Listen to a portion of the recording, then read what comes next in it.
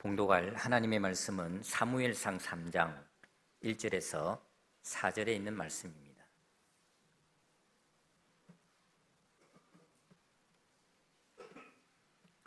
하나님의 말씀입니다. 아이 사무엘이 엘리 앞에서 여호와를 섬길 때에는 여호와의 말씀이 희귀하여 이상이 흔히 보이지 않았더라. 엘리의 눈이 점점 어두워가서 잘 보지 못하는 그 때에 그가 자기 처소에 누웠고 하나님의 등불은 아직 끄지지 아니하였으며 사무엘은 하나님의 궤에 있는 여호와의 전 안에 누웠더니 여호와께서 사무엘을 부르시는지라. 그가 대답하되 내가 여기 있나이다 하고. 아멘. 할렐루야. 지난 주간 우리는 함께 사무엘상 성경을 읽었습니다. 이제 사사시대가 끝이 나고 왕정시대가 시작되는 과정을 함께 우리가 성경을 읽으면서 살펴보았었는데요. 어땠습니까? 사사시대의 마지막 마무리는 정말 캄캄한 어두움 그 자체였고, 왕정시대가 시작되어졌지만 역시 마찬가지로 어두움이 계속되었습니다. 그런데 조금씩 빛이 세상을 새롭게 변화시켜 나가는 그런 모습을 우리가 사무엘상을 통해서 발견하게 되는 것입니다. 어둠이 깊을수록 빛은 더욱 밝게 보이는 법입니다. 환한 대낮에 촛불은 불이 붙었으나 이를 알기가 어렵지만 어둠이 깊어질수록 작은 촛불이라도 위력을 발휘하는 것입니다. 어둠의 시대, 사사시대, 우리는 정말 찬란한 빛을 보게 되는 것입니다. 제대로 된 지도자가 없이 사람마다 자기 소견에 옳은 대로 행했던 시대에 에브라임 땅에 사는 엘가나라는 레위인이 있었습니다. 그에게 두 아내가 있었는데 첫 번째 부인은 한나였고 둘째 부인은 브닌나였습니다. 브닌나는 자식이 있었지만 한나에게는 자식이 없었습니다. 당시 여인이 아이를 갖지 못하는 것은 하나님이 내리는 징벌이라고 생각되었던 때입니다. 그래서 브닌나는 계속해서 한나를 비난하고 괴롭혔습니다.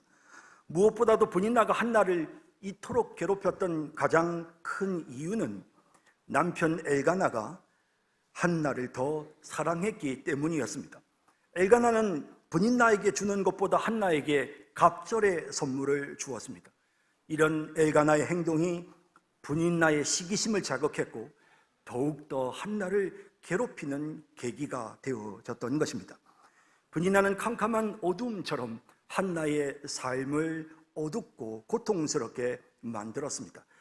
브닌나로 인해 한나에게 어둠의 그림자가 더욱 깊이 드리워졌기에 한나는 우느라 음식도 제대로 먹지 못할 정도로 슬픔과 고통이 극심했던 것입니다.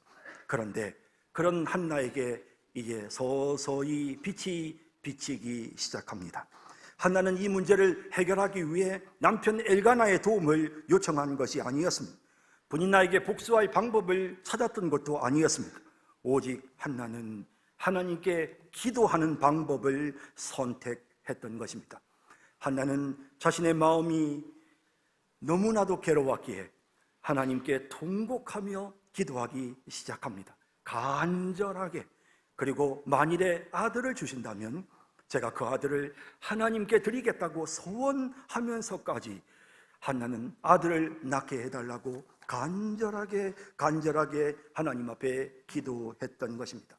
브닌나가 한나를 격분시킨 이 일이 한나로 하여금 더욱 간절하게 하나님을 바라보도록 기도하도록 만든 것이고, 브닌나로 인해 시작된 캄캄한 어둠이 오히려 한나에게 빛을 비추어 주었던 것입니다. 자비로우신 하나님은 비천한 여인이었던 한나의 기도를 들으셨고 그 여인을 존귀하게 만들어 주셨습니다. 그리하여 한나에게 사무엘이 태어나게 되었던 것입니다.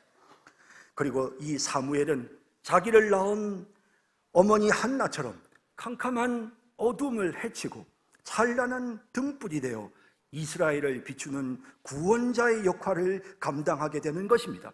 사사시대를 끝장내고 새롭게 시작되도록 했던 인물, 이스라엘에게 희망의 빛을 비추었던 인물이 바로 사무엘이었습니다. 사무엘은 젖을 떼자마자 한나가 하나님께 서원한 대로 하나님께 드려졌습니다. 그는 세마포로 만든 에봇을 입고는, 그리고는 조그마한 아이가 성막 안을 여기저기 돌아다니면서 그러면서 하나님을 섬기기 시작했습니다. 이 일로 인해 하나님은 한나에게 더욱 복을 주셨습니다.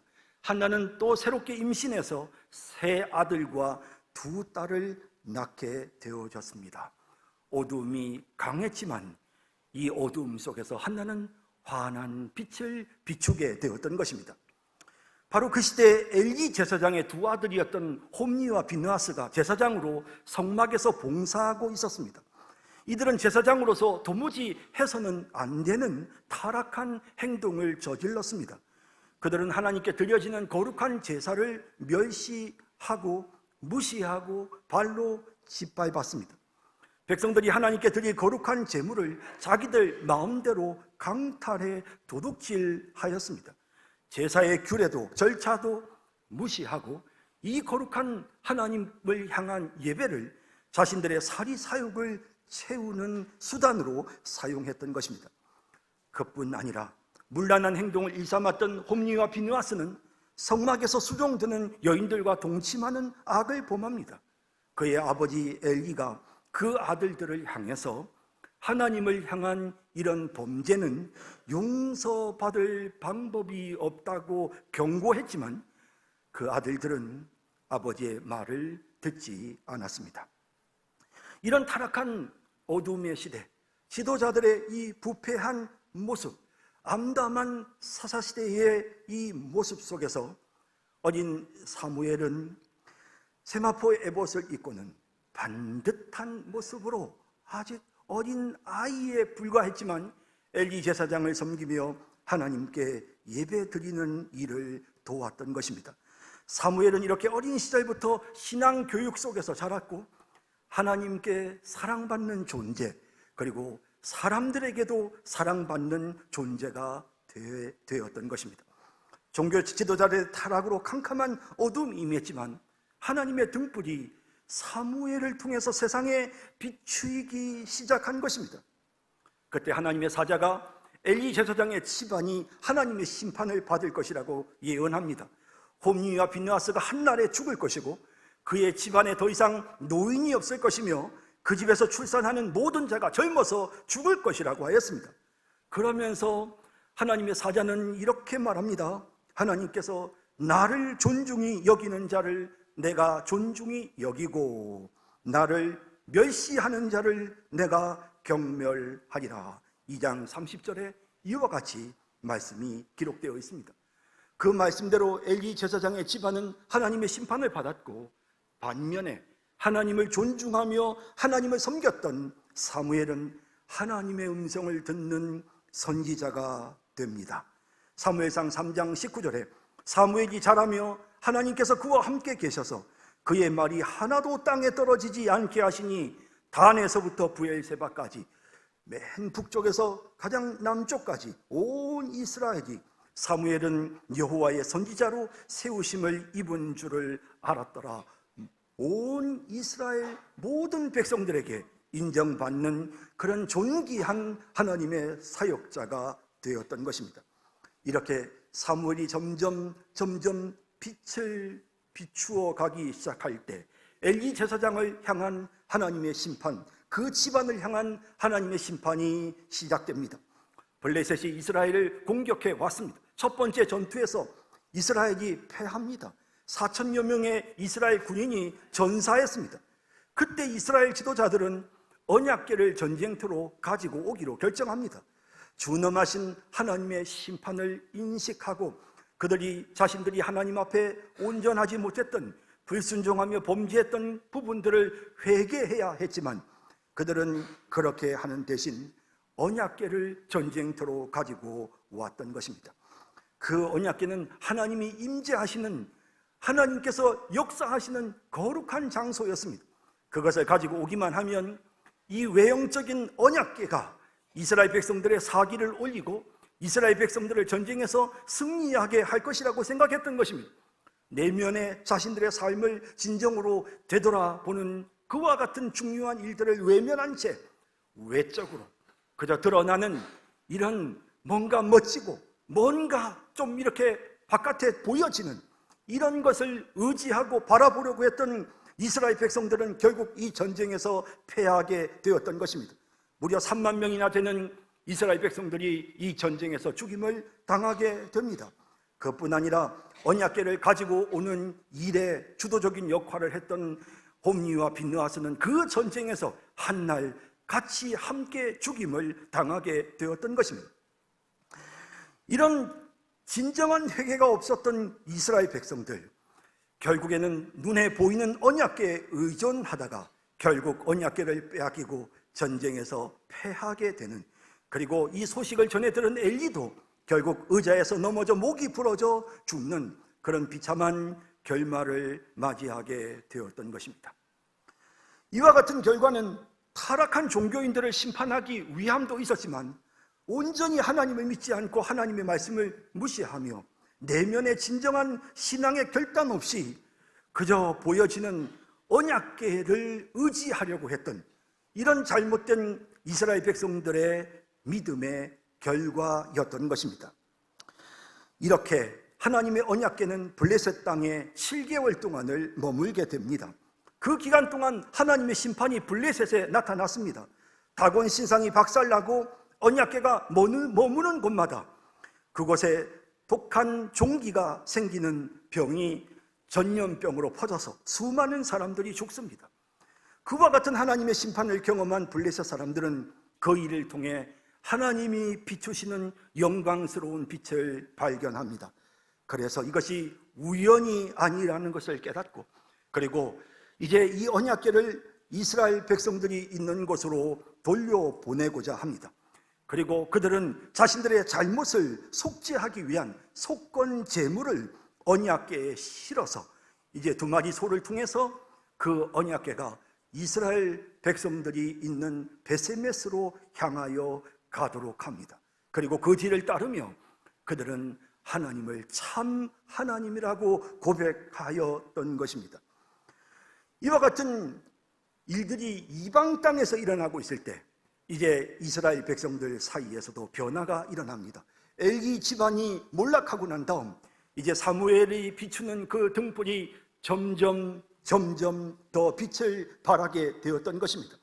그의 지도를 받는 이스라엘 백성들이 하나님의 빛을, 영광스러운 빛을 보게 됩니다.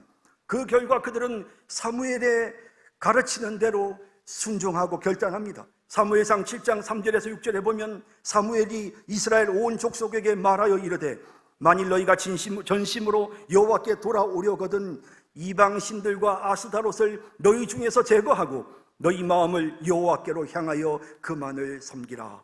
그리하면 너희를 블레셋 사람의 손에서 건져내시리라. 이렇게 하나님의 메시지가 선지자 사무엘의 입을 통해서 이스라엘 백성들에게 비춰졌을 때 백성들이 반응합니다. 4절에 이에 이스라엘 자손이 바알들과 아스타롯을 제거하고 여호와만 섬기니라. 변화가, 회개의 역사가 그들에게 나타나기 시작합니다. 또 사무엘이 이르되 온 이스라엘은 미스바로 모이라. 내가 너희를 위하여 여호와께 기도하리라 하매 그들이 미스바에 모여 물을 길어 여호와 앞에 붓고 그날 종일 금식하고 거기에서 이르되 우리가 여호와께 범죄하였나이다 하니라. 사무엘이 미스바에서 이스라엘 자손을 다스리니라 라고 말씀하고 있는 것입니다. 엘리 집안의 캄캄한 어두움 속에서 그저 약하게 조용히 불씨만 남아있었던 이 사무엘이라고 하는 하나님의 등불이 이제 활활 이스라엘 전체를 비추는 빛이 되었던 것입니다. 이렇게 빛을 발하기 시작하자 하나님의 구원의 역사가 나타납니다.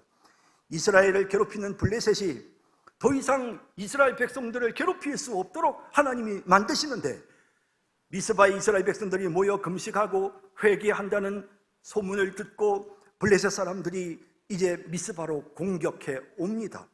그때 사무엘의 기도로 천둥 번개가 블레셋 군병들을 향해서 내리쳤습니다.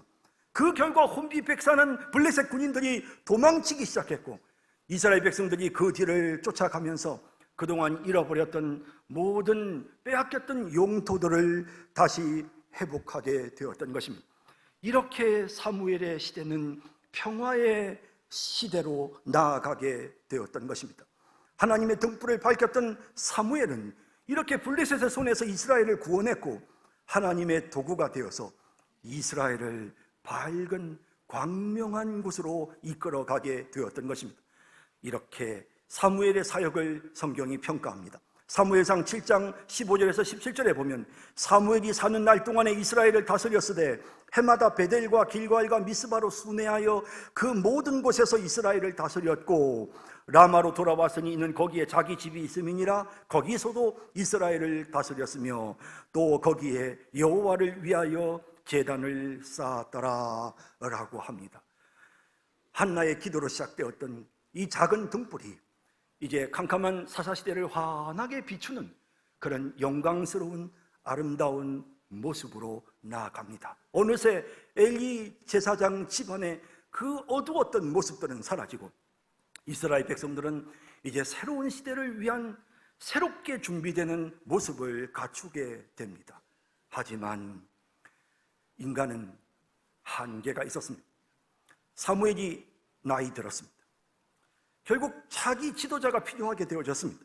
사무엘의 두 아들이 이제 사사로 추대되어졌지만 이스라엘 백성들의 존경을 받지 못했습니다. 사무엘을 이을 지도자가 필요하게 되었습니다. 이스라엘에 다시 어두움이 들이우기 시작합니다. 그래서 이스라엘 백성들은 사무엘에게 요청합니다. 8장 5절에 그에게 이르되 보소서, 당신은 늙고 당신의 아들들은 당신의 행위를 따르지 아니하니 모든 나라와 같이 우리에게 왕을 세워, 모든 나라와 같이 우리에게 왕을 세워 우리를 다스리게 하소서. 사무엘은 이스라엘 백성들을 향해 설득합니다. 왕정 시대가 시작되면, 왕이 통치하게 되면, 이제 너희는 그동안 겪어보지 못했지만 왕이 통치하기 시작하면 이제 너희들은 그 왕에게 순종하는 종이 되어야 한다는 것을 너희가 아느냐? 그리고 왕이 이제 왕정을 시작하면, 그러면 궁궐을 짓는 데 사람들을 동원할 것이고, 전쟁을 수행하기 위해서 병력을 끌어모아서 군대를 조직하게 되면 너희들은 왕의 명령에 따라서 군에 소속되게 될 것이다. 그것뿐 아니라 왕정을 유지하기 위해 너희는 세금을 내어야 될 것이다. 이 모든 것들로 인하여 너희는 고통을 당하게 될 것이다 라고 왕정 시대가 그들에게 얼마나 힘든 시대인지를 이스라엘 백성들에게 설명합니다. 하지만 이스라엘 백성들의 반응은 확고했습니다. 8장 19절에서 20절에 백성이 사무엘의 말 듣기를 거절하여 이르되 아니로소이다. 우리도 우리 왕이 있어야 하리니 우리도 다른 나라들 같이 우리의 왕이 우리를 다스리며 우리 앞에 나가서 우리의 싸움을 싸워야 할 것이니이다 라고 이렇게 그들이 대답하고 있는 것입니다. 하나님께서 이들의 이 모습에 진노하십니다. 자, 그런데 여러분, 하나님은 사실 왕정 정치를 이미 계획하고 계셨습니다. 하나님은 창세기 17장에서 아브라함에게 이렇게 말씀하셨습니다. 내가 너로 심히 번성하게 하리니 내가 너에게서 민족들이 나게 하며 왕들이 내게로부터 나오리라. 분명히 하나님께서 아브라함에게 왕정시대가 도래할 것이라는 사실을 말씀하셨습니다. 그뿐만 아니라 하나님은 모세에게 신명기 17장 14절에서 20절에 왕을 세울 때, 너희가 이제 왕정시대를 시작하여 왕을 세우고자 할 때는 이런 일을 하지 아니하고 이런 일을 하는 왕을 세워야 한다라고 하나님께서 정확한 지침을 주셨습니다. 거기에 보면 왕은 군대를 모으려는 왕이 되어서는 안 됩니다. 아내를 많이 두는 왕이 되어서도 안 됩니다. 오직 하나님의 말씀을 읽고 가까이 하는 그런 왕이어야 합니다. 교만하지 않아야 하고 좌로나 우로나 치우치지 않고 오직 하나님의 뜻을 따라 백성을 섬기는 왕이어야 한다. 그런 왕을 세우라 라고 하나님께서 말씀하시는 내용이 신명기 17장에 기록되어져 있습니다. 그런데 왜 하나님은 이스라엘 백성들이 왕을 달라고 사무엘에게 요구했을 때 진노하셨을까요?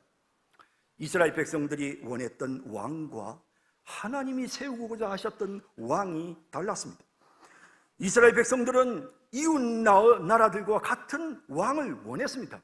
아주 번쩍번쩍 빛나는 그런 언약궤가 전쟁터의 한가운데 들어오듯이 멋진 갑옷을 차려입은 왕이 말을 타고 백성들 앞에 딱 서 있는 이런 모습을 그들은 원했던 것입니다. 그들이 원했던 왕은 멋진 군전을 짓고 병거를 타고 군대를 이끄는 강력한 리더십으로 백성들을 장악하는 일종의 영웅 같은 왕을 원했던 것입니다. 하지만 하나님이 말씀하신 왕은 어떻습니까? 하나님의 백성들이 바르게 살 수 있도록 하나님의 통치를 대행하는 역할을 수행하는 겸손한 왕, 하나님을 두려워하며 하나님을 섬기며 백성들을 또한 섬기는 그런 왕, 군림하는 왕이 아니라 백성들을 사랑하는 왕, 자기 욕심을 채우는 왕이 아니라 백성의 행복을 위해 헌신하는 왕, 자신의 목적을 수행하기 위해 백성을 희생시키는 왕이 아니라 오직 하나님의 뜻을 따라 참된 왕이신 하나님의 통치를 이 땅에 실현시킬 공의와 사랑으로 충만한 왕을 하나님께서 세우기를 원하셨던 것입니다. 결국 세속적인 목적으로 허영과 탐심을 만족시키기 위해 왕을 요구하는 이스라엘 백성들의 모습에 하나님은 진노하셨습니다.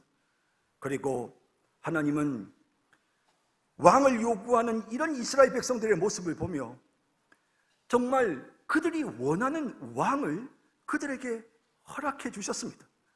그래서 그들이 생각했던 그런 왕, 그런 외적인 요소를 갖춘 그런 왕을 이제 세워 주신 것입니다.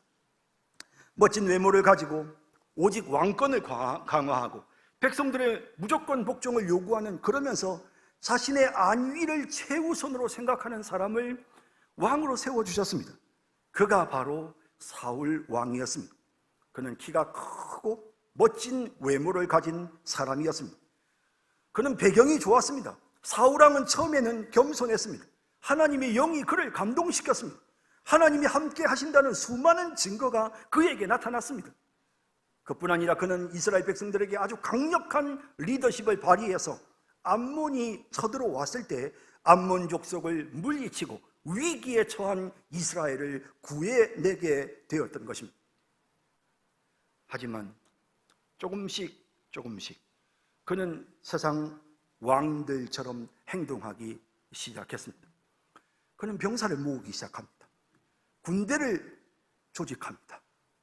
그리고 무엇보다도 위기의 상황에서도 자기의 안위를 먼저 생각합니다. 이스라엘 군인들 중에서 유일하게 제대로 된 무기와 갑옷을 갖추고 있었지만 정작 블레셋이 공격해 왔을 때 사울 왕은 나서지 않았습니다. 사울 왕을 대신해서 블레셋과 더불어 나아가 싸운 사람은 그 아들 요나단이었고 또한 골리앗과 더불어 싸운 다윗이었습니다. 사울 왕은 하나님의 뜻에 순종하는 것이 목적이 아니라 전쟁에서 승리해서 자신의 왕권을 강화하고 백성들의 존경을 받는 것이 그의 목적이었습니다. 그래서 전쟁에서 승리하기 위해 하나님께 제사 드리는 일이 필요하다고 생각했을 때 사울 왕은 사무엘을 기다리지 않고 자신이 직접 제사를 집례하게 되어졌습니다. 내가 지금 하나님의 뜻을 수행하기 위해 하나님의 명령을 순종하기 위해서 전쟁을 한다라는 마음이 있었다면 그는 하나님의 명령을 따르려고 그 모든 절차를 그렇게 이끌어 갔을 것입니다.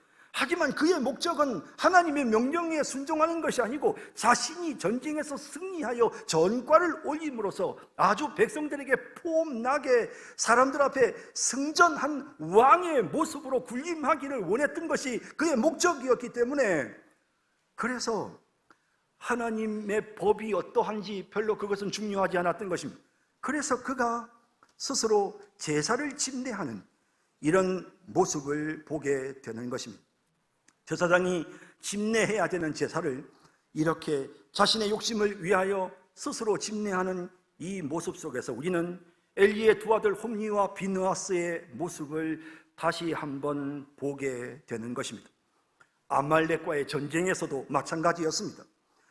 하나님께서 아말렉을 진멸하라, 하나님께서 이 사울 왕으로 하여금 하나님의 심판을 시행하도록 그 악한 아말렉을 진멸하라고 명령하셨음에도 불구하고 사울은 사리사욕을 챙기게 됩니다.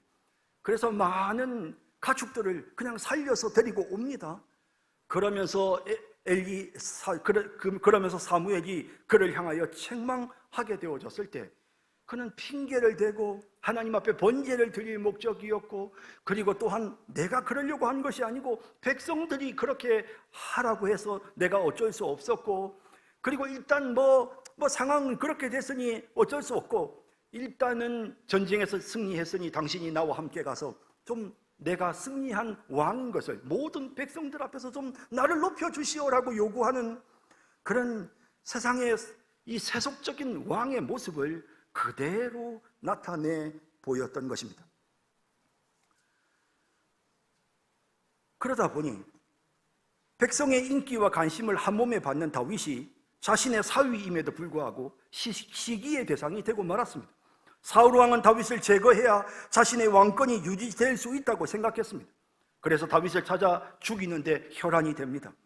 다윗을 도왔다는 이유로 엘리 제사장 집안의 제사장 아히멜렉과 그와 함께한 제사장 85명을 한꺼번에 죽이는 엄청난 죄를 짓게 되는 것입니다. 사탄에 사로잡혀서 점점 강팍해지더니 급기야 이런 엄청난 죄를 저지른 것입니다. 사울 왕은 계속해서 다윗을 추격했습니다.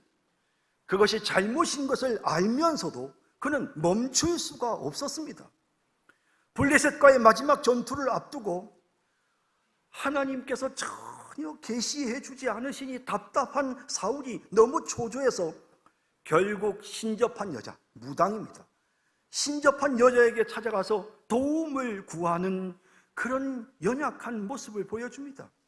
하나님은 이런 사울을 버리셨습니다. 결국 그는 그의 아들들과 함께 죽습니다. 그것도 비참하게 스스로 칼에 엎드러져 죽습니다. 이스라엘 백성들이 원했던 모습을 가진 사울 왕이었지만 그의 이러한 세속적인 왕의 모습은 이스라엘을 다시 캄캄한 어둠 속으로 몰아넣고 말았던 것입니다. 사울은 실패한 왕이었습니다. 시작부터가 잘못되어졌습니다. 하나님을 대신해서 이스라엘을 이끌어갈 지도자의 모습을 갖추지 못한 그는 결국 이스라엘 백성들을 캄캄한 어둠으로 이끌었습니다. 하나님은 이렇게 말씀하십니다. 15장 23절에 왕이 여호와의 말씀을 버렸으므로 여호와께서도 왕을 버려 왕이 되지 못하게 하셨나이다. 15장 35절에 사무엘이 죽는 날까지 사울을 다시 가서 보지 아니하였으니 이는 그가 사울을 위하여 슬퍼함이었고 여호와께서는 사울을 이스라엘 왕으로 삼으신 것을 후회하였더라. 엘리 집안의 마지막 모습처럼 그렇게 사울의 마지막 모습은 너무도 안타깝습니다. 그러나 이런 캄캄한 어둠의 세력 속에 다시 한번 한 줄기 빛이 비추기 시작합니다. 다시 등불의 불씨가 살아나기 시작합니다. 사무엘은 사울왕을 책망하면서 이렇게 말했습니다. 13장 13절 14절에 사무엘이 사울에게 이르되 왕이 망령되이 행하였도다. 왕의 하나님 여호와께서 왕에게 내리신 명령을 지키지 아니하였도다. 그러하였더라면 여호와께서 이스라엘 위에 왕의 나라를 영원히 세우셨을 것이거늘 지금은 왕의 나라가 길지 못할 것이라. 여호와께서 왕에게 명령하신 바를 왕이 지키지 아니하였으므로 여호와께서 그의 마음에 맞는 사람을 구하여 여호와께서 그를 그의 백성의 지도자로 삼으셨느니라. 그의 마음에 맞는 사람이 등장한다는 사실을 이제 사무엘이 이렇게 사울을 향하여 예언하고 있는 것입니다. 실패한 사울 왕을 대신해서 진정한 왕이신 하나님의 통치와 다스리심을 이 땅에 그대로 대리할 그와 같은 왕, 인간의 욕심을 채우기 위한 왕이 아니라 하나님의 마음에 맞는 왕, 이제 그에게 기름을 부으십니다. 사무엘은 이제 다윗에게 기름을 붓습니다. 그때 하나님은 사무엘에게 말씀하십니다. 나는 사람의 외모를 보는 것이 아니라 사람의 중심을 보느니라. 16장 7절에 여호와께서 사무엘에게 이르시되 그의 용모와 키를 보지 말라.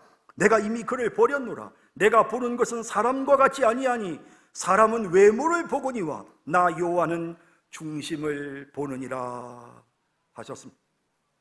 그 마음의 중심이 온전하고 하나님의 마음에 맞는 사람 다윗, 그가 선택되어졌습니다. 사무엘이 하나님의 성막에서 어렸을 때부터 봉사하는 것처럼 그렇게 하나님은 다윗을 어렸을 때부터 선택하셨습니다. 그는 참으로 캄캄한 어둠을 비추는 하나님의 등불의 역할을 수행하게 되는 것입니다. 이제 우리는 다음 시간에 다윗이 이스라엘의 왕으로서 어떤 역할을 하게 되는지, 그의 그 빛이 찬란하게 이스라엘에 비치는 모습을 보게 될 것입니다. 그러면서 오늘 우리는 이 사무엘상 읽은 내용 속에서는 하나님께서 왜 다윗을 이스라엘의 등불로 삼으셨는지, 하나님이 쓰시는 왕의 모습은 어떠한지를 우리는 이 사무엘상 뒷부분에 나오는 이 모습을 통해서 발견하고 깨닫게 되는 것입니다. 다윗은 하나님의 영에 감동됩니다. 16장 13절 14절에 사무엘이 기름 뿔병을 가져다가 그의 형제 중에서 그에게 부었더니 이날 이후로 다윗이 여호와의 영에게 크게 감동되어졌습니다. 하나님의 영이 그에게 역사하기 시작합니다. 사무엘상 16장에서 마지막 31장까지에서는 사울 왕이 다윗을 핍박하는 내용이 기록되어져 있습니다. 백성들의 신뢰와 존경을 받은 까닭에 사울 왕은 다윗을 미워했습니다. 그래서 이 하나님의 기름 부음을 받은 하나님의 사람이었고 그가 장차 왕이 될 사람이었지만 너무나도 많은 고통을 겪어야 했던 것입니다. 다윗을 도왔다는 이유로 제사장 85명이 죽었다는 소식을 들었을 때 다윗이 얼마나 충격을 받았겠습니까? 그는 억울함을 당해야 했습니다. 그는 계속해서 도망쳐야 했던 것입니다. 멸시를 당해야 됐고 그는 모함을 당해야 했던 것입니다. 여러분, 이런 어려움 속에서 다윗은 결국 여기저기로 쫓겨다니다가 블레셋 왕에게 찾아가 도움을 청합니다. 그가 하나님의 성령에 감동이 되어서 이스라엘을 정말 구원하는 구원자로서 역할도 하지만 그는 완벽한 사람은 아니었습니다. 그래서 그에게 연약한 모습이 나타납니다. 자신의 생명을 지키기 위해서 거짓말도 하고 심지어는 미친 사람 흉내를 내기도 합니다. 블레셋 왕의 신뢰를 얻기 위해 이스라엘과의 전쟁에 참전할 뻔하기도 했습니다. 그의 연약한 모습이 그대로 드러납니다. 이 시기에 다윗은 시편을 기록합니다. 그리고 그가 기록한 시편들을 보면 그가 그 고통스러운 상황에서 점점 더 하나님을 의지하는, 그 캄캄한 어두움 속에서 점점 더 하나님을 바라보는, 그러면서 그 내면에서 하나님의 등불이 조금씩 더 밝아져 나가는 모습을 보게 되는 것입니다. 다윗은 사울왕을 죽일 수 있는 결정적인 기회가 2번이나 있었지만 하나님이 악인을 심판하신다는 사실을 믿고 철저히 하나님만을 의지했던 것입니다. 어둠의 세력들이 계속해서 다윗을 공격해 왔습니다. 너무도 험난한 시간들이었습니다. 그러나 그런 어두움 속에서 다윗은 하나님을 바라보고 하나님께 기도하고 하나님의 말씀을 믿고 하나님을 의지했습니다. 그러자 그는 조금씩 더 다듬어지기 시작했습니다. 그의 그 깊은 그 내면에서 하나님의 등불이 점점 더 밝아져서 그의 인격이 새로워지고 그의 삶의 태도가 달라졌습니다. 사람들에게 그는 자비와 긍휼을 베풀고 그는 하나님만을 바라봅니다. 전리품을 독점하지 않고 사람들과 함께 나누었습니다. 하나님을 의지하고 기도하면서 하나님의 뜻에 순종하는 훈련을 받습니다. 그러면서 그는 정말 참고 인내하고 믿고 순종하고 용서하고 사랑하는 일을 계속합니다. 그러자 그에게서 그 하나님의 등불이 활활 빛을 발하기 시작합니다. 그의 모습 속에서 빛이 되시는 예수 그리스도, 장차 다윗의 후손으로 이 땅에 오실 예수 그리스도의 영광스러운 모습이 그의 모습 속에서 나타나기 시작하는 것입니다.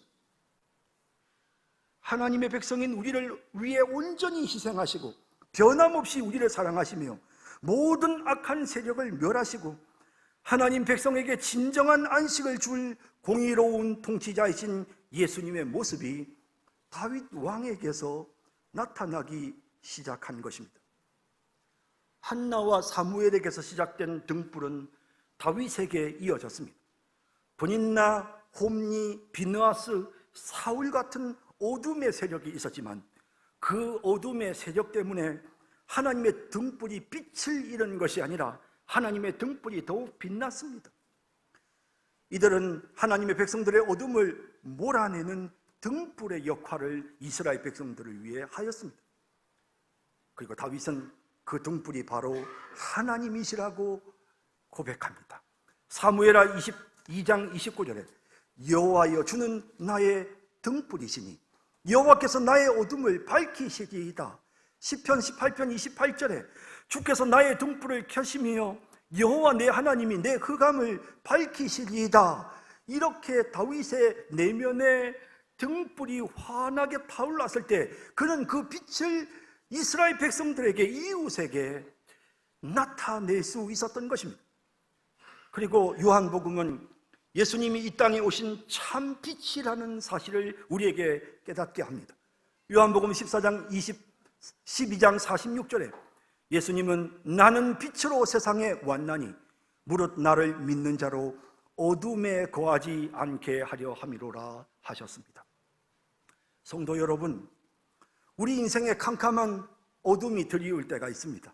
내가 하나님을 믿고 의지하는데 왜 이런 고난이 있지라는 생각이 들기도 합니다.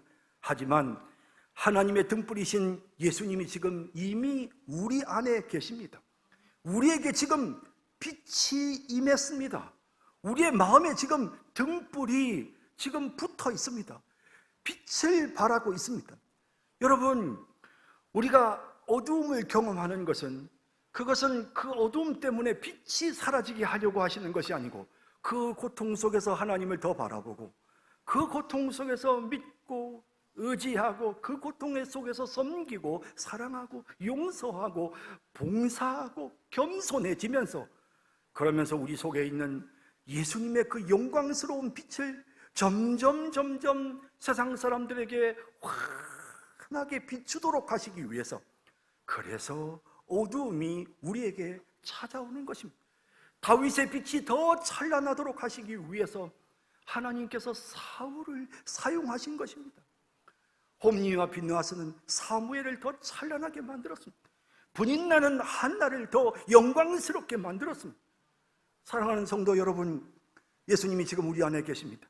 빛이신 우리 주님이 지금 우리 안에서 빛을 발하고 있습니다.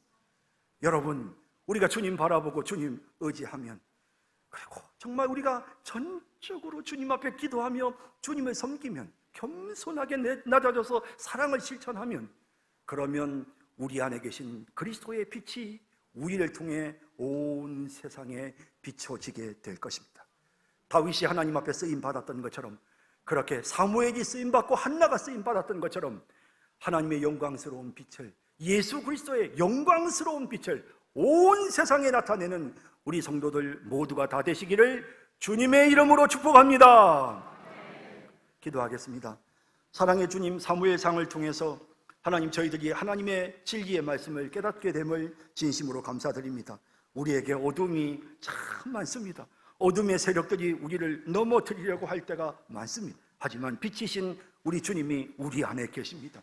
우리 주님, 저희가 주님 바라보고 주님 의지하오니 어둠을 이겨내게 하소서. 우리 주님, 우리 속에서 역사하셔서 우리를 통해, 우리의 인격을 통해, 우리의 삶의 모습을 통해 빛이 비치게 하소서. 우리 가정이 나로 인하여 새로워지고, 내 직장이, 우리 교회가 나로 인하여 새로워지는, 어둠이 물러가는 그런 놀라운 역사가 우리를 통해 나타나게 하옵소서. 예수님의 이름으로 기도드립니다. 아멘.